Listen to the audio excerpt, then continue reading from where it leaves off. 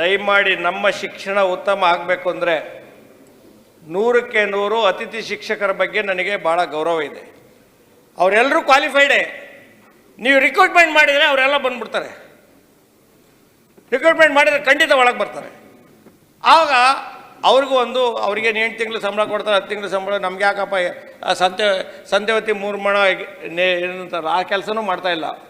ಇವತ್ತೇನಾರ ಡಿಗ್ರಿನಲ್ಲಿ education ಉಳಿದಿದೆ, ನಮ್ಮ ಪ್ರೈಮರಿಯಿಂದ ಹೈಸ್ಕೂಲ್ವರೆಗೆ ಶಿಕ್ಷಣ ಉಳಿದಿದೆ ಅಂದರೆ ನಿಜವಾಗೂ ಅತಿಥಿ ಶಿಕ್ಷಕರಿಂದ ಕೊಡ್ತಾ ಇದ್ದಾರೆ. ರಿಸಲ್ಟ್ ಕೊಟ್ಟಿದ್ದಾರೆ.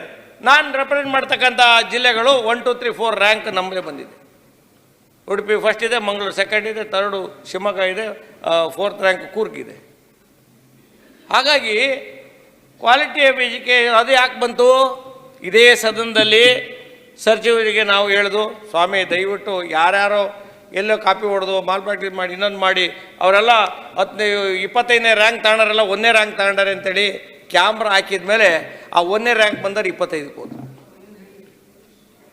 ನಿಜವಾದ ಮಕ್ಕಳಿಗೆ ಅನ್ಕೊಂಡು ಈಗ ನೋಡಿ KPS ಇದು ಅವ್ರು ಮಾತಾಡ್ತಾರೆ, ನಮ್ಮ ಸಿಟಿರವರು ರೆಡಿಯಾಗಿ ಕೂತಾರೆ, ಅವ್ರು ಮಾತಾಡ್ತಾರೆ ಆ ವಿಚಾರದಲ್ಲಿ ಮಾತಾಡಿದ್ದಾರೆ ಈಗ. ಹಾಗಾಗಿ ನಾವು ಇವತ್ತು ಶಿಕ್ಷಣಕ್ಕೆ ಹೆಚ್ಚು ಒತ್ತು ಕೊಡಬೇಕು ಅನ್ನೋ ವಿಚಾರದಲ್ಲಿ 2 ಮಾತಿಲ್ಲ. ಇನ್ನು ITI ಯಾವ ವಿಚಾರದಲ್ಲಿ ITI ತಂದು ಇಲ್ಲಿದ್ದಾರೆ ನಮ್ಮ ಪಾಲಿಟೆಕ್ನಿಕ್ನವ್ರು ಸಾಹೇಬರು. ನಿಮ್ಮ ಇಂಜಿನಿಯರಿಂಗ್ ಕಾಲೇಜಲ್ಲಿ ಕೆಲವು ಮಾರ್ಪಾಡುಗಳನ್ನ ಮತ್ತು ಡಿಗ್ರಿ ಕಾಲೇಜಿನಲ್ಲಿ ಕೆಲವು ಸಬ್ಜೆಕ್ಟ್ನ PCMC ಬೇರೆ ಬೇರೆ ವಿಚಾರಗಳಲ್ಲಿ ನೀವು ಹೇಳಿರಿ ಮೊನ್ನೆ, ನಮಗೆಲ್ಲ ಭಾಳ ತೃಪ್ತಿಯಾಗಿದೆ. ಆ ಸಬ್ಜೆಕ್ಟ್ಗಳನ್ನು ನೀವು ಅಲ್ಲಿ ನಮ್ಮ ಗೌರ್ಮೆಂಟ್ ಸ್ಕೂಲಲ್ಲಿ ಸಿಗ್ತದೆ ಅಂತ ಆದರೆ ಆಟೋಮೆಟಿಕ್ಕಾಗಿ ಅವರಿಗೂ ಇಮಿಡಿಯೇಟಾಗಿ ಅಲ್ಲಿ ಬಂದು ಸೇರ್ತಾರೆ. ಈಗ ನಾಳೆ ಬೆಳಿಗ್ಗೆ ನೋಡಿ ಯಾರು ಇವತ್ತೇನು ಏನಾಗಿದೆ, MSc ಮಾಡಿದವ್ರಿಗೆ BEd ಜೊತೆಗೆ BEd ಮಾಡಬೇಕು, ಮತ್ತು ಇನ್ನೊಂದು ಮಾಡಿದಾಗ ಅವ್ರ ಕೆಲಸ ಸಿಕ್ಕೋದಿಲ್ಲ. MSc ಮಾಡ್ಬೇಕಾದ್ರೆ ಅಂಥ ಕ್ವಾಲಿಟಿ ಆಫ್ ಎಜುಕೇಷನ್ ನಮ್ಮಲ್ಲಿ ಸಿಗ್ಬೇಕಲ್ಲ, MBA ಇದೆಲ್ಲ ಬರಬೇಕಲ್ಲ, BBM ಬರಬೇಕಲ್ಲ, BCA ಇವೆಲ್ಲ ನೀವು ಸಬ್ಜೆಕ್ಟ್ ತಂದಿದ್ರಿ, ಭಾಳ ಸಂತೋಷ. ಆ ಉನ್ನತ ಎಜುಕೇಷನಲ್ಲಿ ಅಂಥ ಕ್ವಾಲಿಟಿ ಆಫ್ ಎಜುಕೇಷನ್ ನಮ್ಮ ಮಕ್ಕಳಿಗೆ ಸಿಗಬೇಕು ಅನ್ನೋ ವಿಚಾರದಲ್ಲಿ ನಾನು, ಯಾಕೆಂದರೆ ಬೇರೆ ಬೇರೆ ಎಲ್ಲ ಸಬ್ಜೆಕ್ಟ್ ಮಾತಾಡ್ತಾರಿಂದ ನಾನು ಶಿಕ್ಷಣಕ್ಕೋಸ್ಕರ ಸಂಬಂಧಪಟ್ಟಿದ್ದು ಮಾತ್ರ ನಾನು ಮಾತಾಡ್ತೀನಿ. ನಾನು ಬಿಕಾಸ್ ಐ ಆಮ್ ರೆಪ್ರೆಸೆಂಟೆಡ್ ಆ ಶಿಕ್ಷಕರ ಕ್ಷೇತ್ರನ ರೆಪ್ರೆಸೆಂಟ್ ಮಾಡ್ಬೇಕಾದ್ರೆ.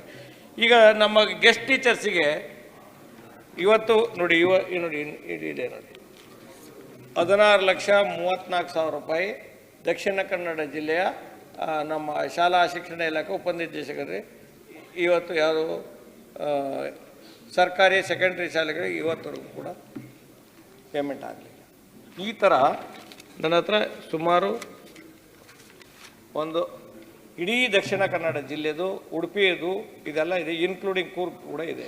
ಶಿಕ್ಷಕರಿಗೆ, ಅತಿಥಿ ಶಿಕ್ಷಕರಿಗೆ ಇನ್ನೂ ಕೂಡ ಪೇಮೆಂಟ್ ಆಗಿಲ್ಲ ಕಳೆದ 6-7 ತಿಂಗಳಿಂದ. ಮೊನ್ನೆ ಅದೇನೋ ಓಪನ್ ಆಯಿತು ಅಂತೂ, ಇದು ಎಂತ ಕೇಟು ಏನು ಸ್ವಾಮಿ ಓಪನ್ ಆಯಿತು ಮತ್ತು ಇಮಿಡಿಯೇಟ್ ಮುಚ್ಚಿಬಿಟ್ರು. ಇದು ಯಾಕೆ ಆಗ್ತಾ ಇದೆ ಅನ್ನೋದನ್ನ ದಯಮಾಡಿ ಗಮನ ಬೇಕು. ಆರ್ಥಿಕ ಇಲಾಖೆಯವರು ಅವರು ಕೊಟ್ಟಂಗೆ ಮಾಡ್ತಾರೆ. ನಿಮಗೆಲ್ಲ ಏನಿದೆ ರಿಪೋರ್ಟ್ ಏನಿದೆ, ಇವರಿಗೆಲ್ಲ ಸರ್ಕಾರಿ ನೌಕರರಿಗೆ ಪೇಮೆಂಟ್ ಆಗಿದೆ ಅಂತಿದೆ. ನೀವು ಚೆಕ್ ಒಳಗೆ ಹೋಗಿ ಚೆಕ್ ಮಾಡಿ, ಖಂಡಿತ ಈ ಪ್ರಾಬ್ಲಮ್. ಅವ್ರು ತಿಂಗಳು ಸಂಬಳ ಕಾಯ್ತಕ್ಕಂಥ ಅನೇಕ ಈ ಶಿಕ್ಷಕರು ಇವರೆಲ್ಲ ತಿಂಗಳು ಸಂಬಳನೇ ಕಾಯೋದು. ಅಂತ ಬೇರೆ ಇಲಾಖೆಗಳಿದಾವೆ ಬಿಡಿ, ತಿಂಗಳು ಸಂಬಳ ಬರೆದಿದ್ರು ವರ್ಷ ಎಲ್ಲ ಬರೆದಿದ್ರು ಜೀವನ ಮಾಡೋ ಅಂಥ ಇಲಾಖೆಗಳಿದ್ದಾವೆ.